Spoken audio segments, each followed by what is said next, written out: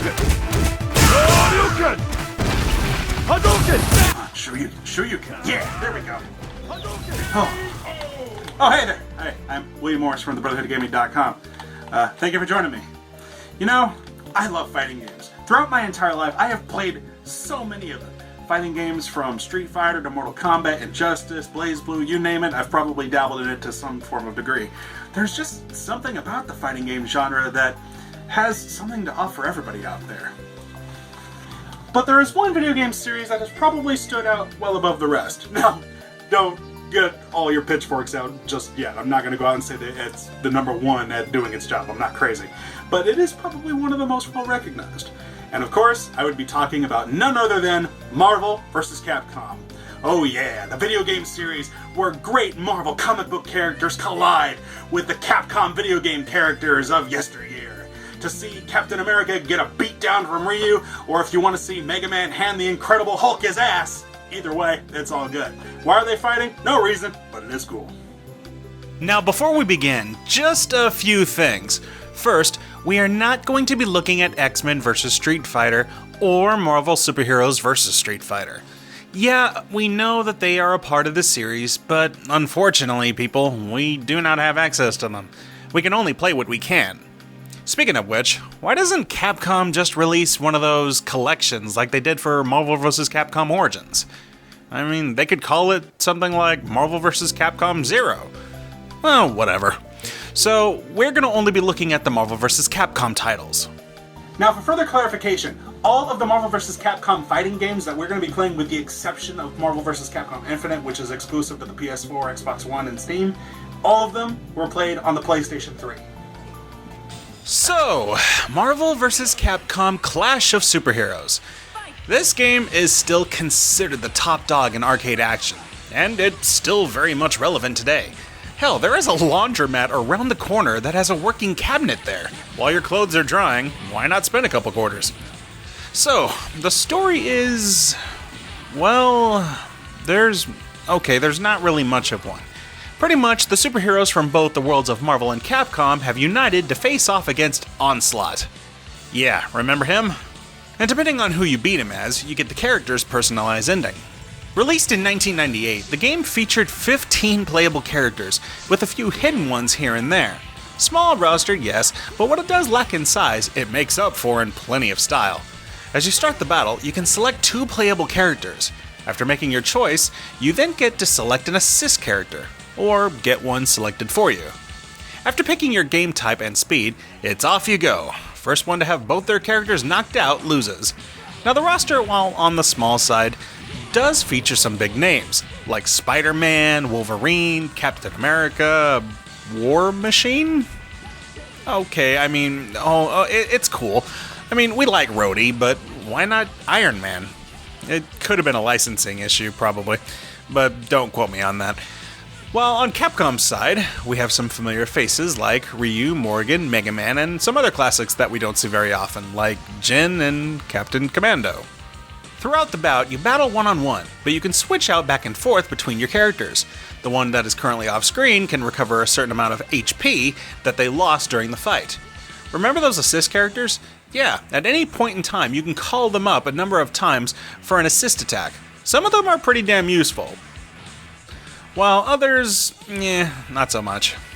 The game features 6 attack buttons, pretty similar to the Street Fighter games. 3 punches and 3 kicks ranging from light, medium, and heavy. For your player HUD, you have your life bars for your 2 characters, and a third bar, which is your energy bar. When you land attacks, or get some landed on you, your bar will fill up. You can max it out to 3 energy bars total. With these bars, you can perform hyper combo finishers, where the screen goes siegerific and you can do some huge damage to your opponent. In fact, these things are so powerful that you can pretty much turn the tide of battle quickly in your favor. Well, of course, that is assuming it lands. If blocked, the result will be very minimal, and it will leave you wide open for return fire. These are several of the options that you have in this game. I think that is the key thing about this game. Options. There are so much that this game throws at you in order to take into battle. Another cool move is the Team Hyper, and invites both characters on screen to deliver attacks simultaneously. Options, options, options. Continuing on with the gameplay, you have the ability to launch your character into the air for an air combo. You can push forward for an advancing guard to push your opponent back, a wave dash which you can use to close the distance, and there's also cancels, cross-ups, and oh yeah, we are just getting started here, people.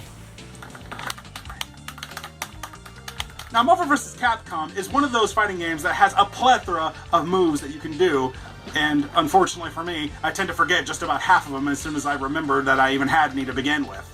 Now, for casual players, there is enough there for them to get by when fighting like a CPU or it's somebody else on their skill level, but if you really want to go pro at this game and get good and be involved in tournaments, you are really going to have to learn how to get good at all of these moves and how to appropriate them at the right times in order just to survive against these guys.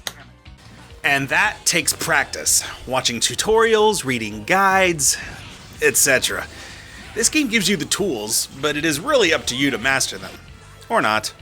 If you just want to do the flashy combos and make crazy cool stuff happen on the screen, hey, it's all there too. For those who can get in close and execute a 10-hit combo, or for those who just want to stand back and input an all full screen attack.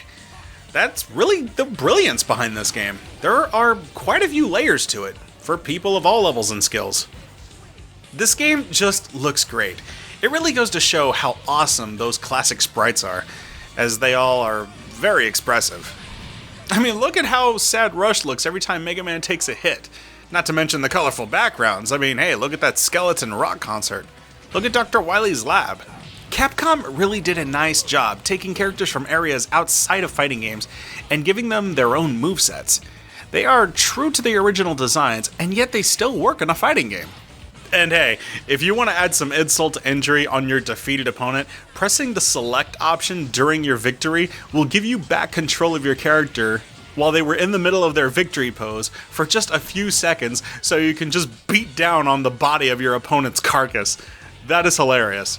Now, along with this game's strong presentation, one of the best things this game has to offer is its soundtrack. The iconic Character Select theme is one of the best musical tracks in this entire game, and I love to rock out to it.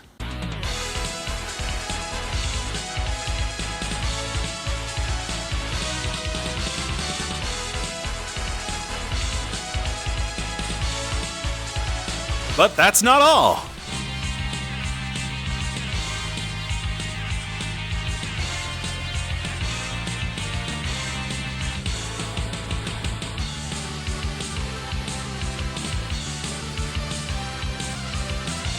Marvel vs. Capcom Clash of Superheroes is a game that has definitely withstood the test of time. Its marvelous, no pun intended, gameplay, music, controls, and art style gave gamers a flashy, colorful ride that pays homage to its source materials, while giving so much in-depth fighting mechanics. It really is one of those games that hits that right spot for both experts and casuals alike. And you should try it out. It's a wild and crazy time. Well, there you guys have it. That was Marvel vs. Capcom, the original, the Let's Go Crazy one. But that is not the end of our review series. Next time, be sure to join us as we take a look at Marvel vs. Capcom 2, New Age of Heroes. Oh yeah, now it's gonna get real crazy.